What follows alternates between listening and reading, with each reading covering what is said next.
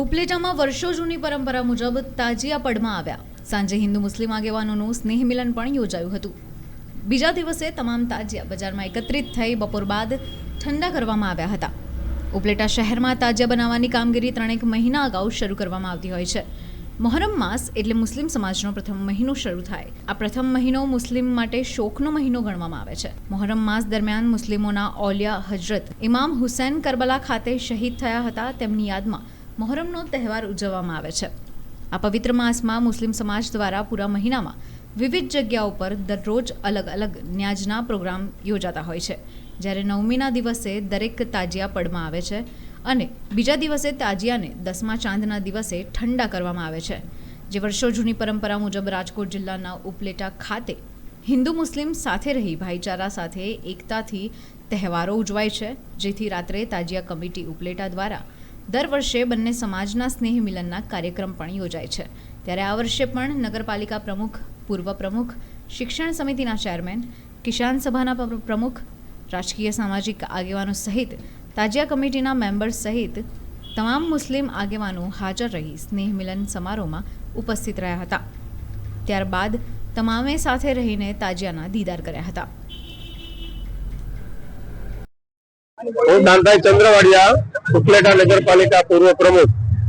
આજ રોજ શમશાન ચોકમાં આ ઇસ્લામ ધર્મ પ્રમાણે આ મુસ્લિમ ભાઈઓનો પ્રથમ મહિનો ગણવામાં આવે છે. આપણે ઘણા તહેવારો મનાવતા હોય છે, ખુશીના તહેવારો હોય, પણ આ તહેવાર એક એવો છે, ગમનો તહેવાર છે. આમાં પૂર્વજો જે કોઈ શહીદો થઈ ગયા હોય એની યાદમાં આ તહેવાર મનાવવામાં આવે છે. અને આ તહેવારની અંદર તાજિયાઓનું જે જુલુસ નીકળે છે એ આવતીકાલે નીકળવાનું છે.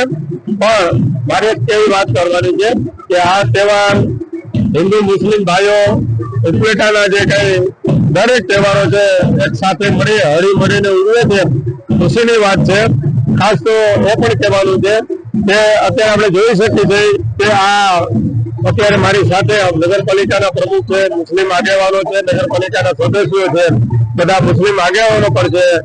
તો મારે આવતી પેઢી છે, જે યુવાન ભાઈઓ મુસ્લિમો છે, યુવાન હિન્દુ ભાઈઓ છે, તાજિયા કમિટીના દરેક સદસ્યો પણ હાજર છે. પણ આ જે કઈ ચીલો છે એ ચીલો ઉત્તરોત્તર ચાલુ જ રહે અને હિન્દુ મુસ્લિમના તહેવારોમાં એકબીજા સુખ દુઃખના પ્રસંગોમાં સાથે રહે છે. અને જે કઈ પ્રસંગો હોય છે ખુશીથી મનાવવાનો જે કાર્યક્રમ છે ખરેખર સુખદ છે. અને આવી જ રીતે બધા મુસ્લિમ હિન્દુ ભાઈઓ સાથે રહી અને કાયમી એકતા જળવાઈ રહે એ માટે મારી આપ સૌને નમ્ર છે, અરજ છે. અને આવતીકાલે અમારા નગરપાલિકાના પ્રમુખશ્રી તથા ધારાસભ્યશ્રીઓ જે કઈ તાજિયા જુલુસ નીકળશે ત્યારે સામાન્ય સમય કરી અને એની હાજરી આપવાના છે. હું હનીફ કાદર કોડી, મુસ્લિમ સમાજ અગ્રણી. ઇસ્લામિક ધોરણે પહેલો મહિનો મોહરમનો મહિનો હોય છે. આજે અત્યારે મહિનો ચાલુ છે તે મોહરમનો મહિનો છે, હિજરી 1447. આ મોહરમ શોહદાએ કરબલાની યાદમાં મનાવવામાં આવે છે અને એને ગમનો મહિનો કહેવામાં આવે છે. સૌ પ્રથમ આ દિવસ છે અલગ અલગ બબે રાતે ચોકારો ત્યાં પડતા હતા. પીરના ઓટો છે, દરબારગઢ, ધંધુસા પીર દરગાહ અને નિયામતમાં. અને કાલથી 9મી તારીખ હતી અને ત્યારે બપોરે 2 થી 2:30 વાગ્યામાં દરેક તાજિયાઓ પોતાના પરમાં આવેલા અને ત્યારથી મોહરમના 6 દિવસો ચાલુ થયા છે. ત્યાં કાલે રાતે 9મીની રાત હતી અને એને બહુ શાનદાર રીતે ઉજવવામાં આવે છે. કતલની રાત તો એને કહેવામાં આવે છે. સમગ્ર ઉપલેટાને હિન્દુ મુસ્લિમ ફેમિલીઓ આ રાતે જોવા આવે છે અને પોતપોતાની જે માનતાઓ કરી હોય તે માનતાઓ વધારે છે. અને રાતના 1:30-2 વાગે પછી દુતાસાના દરગાહ તાજિયા આપણે પંચાટરી બાજુ આવે છે અને પંચાટરી અને નિયામતમાનના તાજિયા તેને સામે સલામી આપે છે. 2-3 વાગે આ પ્રોગ્રામ પૂરો થાય છે અને ત્યારે સલાતો સલામ બાદ જે મહિલાઓ જે બૈરા હોય એને જે માનતા હોય છે ખર્યા પગ ઉભા રહેવાને એ પોતાની માનતા પૂરી કરે છે. અને ત્યારબાદ 4 વાગ્યાને શેરી કરી અને પોતાનો રોજો બંધ કરે છે. બીજા દિવસે યાને કે આજે મુસલમાન તારીખ 10 તારીખ છે અને આજે સવારથી જ કબ્રસ્તાનના મુસ્લિમ ભાઈઓ પોતાના જેટલા મરુમો હોય ત્યાં ફાતિયા ખાન કરવા જાય છે અને બપોરે 12 વાગે ઝંડુસા દરગાહે ચોકારો પડે છે, જે 1-1.5 વાગે અજાન થાય એટલે એ પણ ચોકારો પૂરો થાય છે અને 2:30 વાગે એટલે તમામ તાજીયા પોતાના પરમાંથી બહાર નીકળે છે. સૌપ્રથમ પહેલા આપણા નિયામત તાજીઓ હોય એ પોતે પોતાની રીતે આપણે રેલીના રૂપે સરઘસ રૂપે પંચાયતમાં આવે છે. પંચાયતના તાજીઓ બે ભેગા થઈ અને જુમા મસ્જિદ સુધી આવે છે, ત્યારે સામેથી ઝંડુસા દરગાહનો તાજીઓ પણ જુમા મસ્જિદ આવે છે. એ બધા તાજીયા ભેગા થઈ જે આશરે નાના મોટા 45 જેટલા તાજીયાઓ ભેગા થઈ અને દરબારગઢમાં ભેગા થાય છે.